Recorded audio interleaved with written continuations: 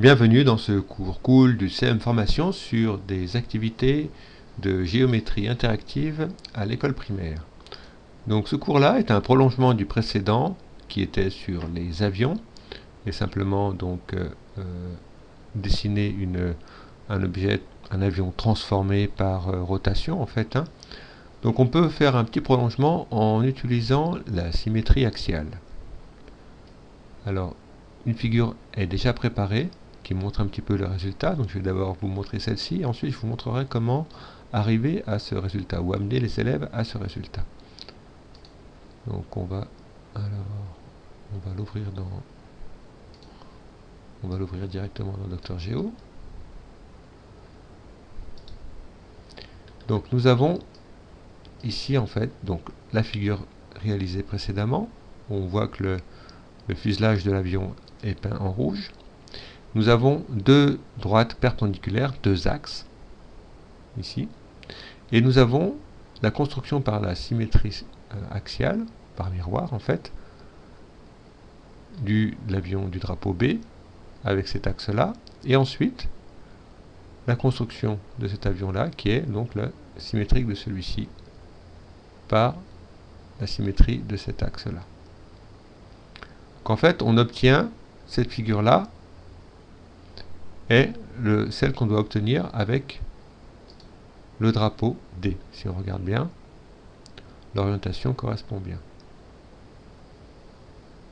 Donc c'est une façon aussi de montrer aux élèves que le drapeau D, finalement, on pourrait faire d'une autre façon pour l'obtenir. Alors, comme toujours, c'est dynamique. Si on déplace, donc là je suis en grille aimantée, si j'enlève la grille aimantée, donc on est complètement donc dynamique.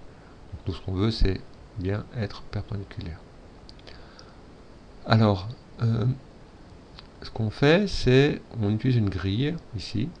Donc on active la grille, on l'aimante, puis on crée les deux axes. Donc je vais vous montrer comment, à partir de la figure, à partir de celle-ci, on va pouvoir arriver à ce résultat-là. Donc on va d'abord placer la grille, et on va même l'aimanter. On va dire qu'on veut l'aimanter, donc on va choisir ça. Ah, il me manque une chose ici, j'ai pas dessiné le fuselage coloré.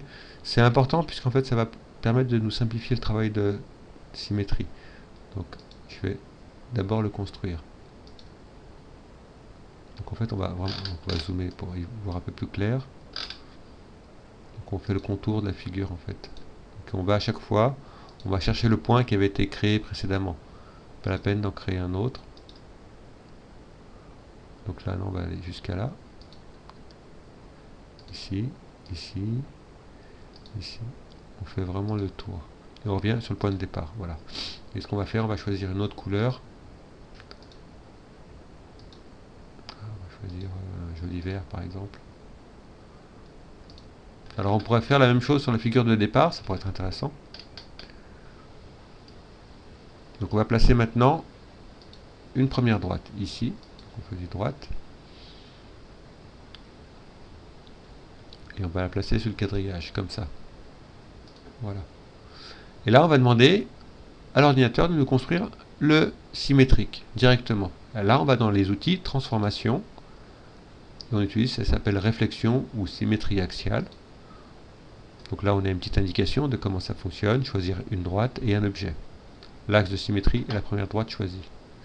Donc droite, et par exemple, si je choisis ici, alors là, il me propose tout ça. Donc moi, je veux, c'est le quadrilatère ici. Donc il clignote, on voit. Voilà, il me l'a fait. Il me l'a fait en bleu par défaut, parce que c'est la couleur par défaut des nouveaux quadrilatères qui sont créés. Je recommence. L'autre aile. Donc c'est le quadrilatère. Voilà. Je continue. À droite. Et ce polygone. Alors là maintenant, je vais colorier. Pour bien voir les éléments de symétrie. Donc cette aile-là, c'est celle-ci. Je vais la mettre en rouge. Celle-ci, ça c'est le fuselage en vert. Donc là on voit bien ce qui s'est passé. Ensuite, deuxième axe, il est perpendiculaire. Donc on va aller dans ligne et on va demander droite perpendiculaire. Droite perpendiculaire à qui? À cette droite-là. Donc on clique sur la droite, puis on dit où on veut la placer. On veut la placer à peu près ici. Donc il me l'a mis sur le quadrillage ici du coup, parce que je suis en mode aimanté. Et on poursuit ainsi avec réflexion, symétrie axiale, et cette fois-ci avec cette droite-là, etc. Et après on recolorie, et on constate qu'on obtient bien l'avion du drapeau D. Voilà, on peut faire une petite variante. C'est là, pardon. Moi j'étais là. Non, ça c'est ma figure. Petite variante. Drapeau D, il est où? Il est là. Je viens le chercher. Je le dépose dans la figure aussi. Alors je vais l'ouvrir dans une fenêtre. Voilà, il me le met ici. Je le dépose là. Oh, il est un petit peu gros, mais je vais diminuer sa taille.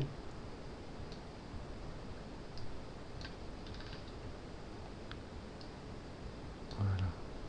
Je l'attrape. Ah, il faut que je l'attrape avec ça, évidemment. Je diminue sa taille. J'enlève la grille aimantée. Et je le place ici. Voilà. Et j'ai bien ce que je devais obtenir avec le drapeau D. Bon, cette petite dernière opération, c'était juste pour le fun. Pour vous montrer qu'on peut également insérer dans une figure Dr Géo, par tirer-déposer, des éléments graphiques de son environnement.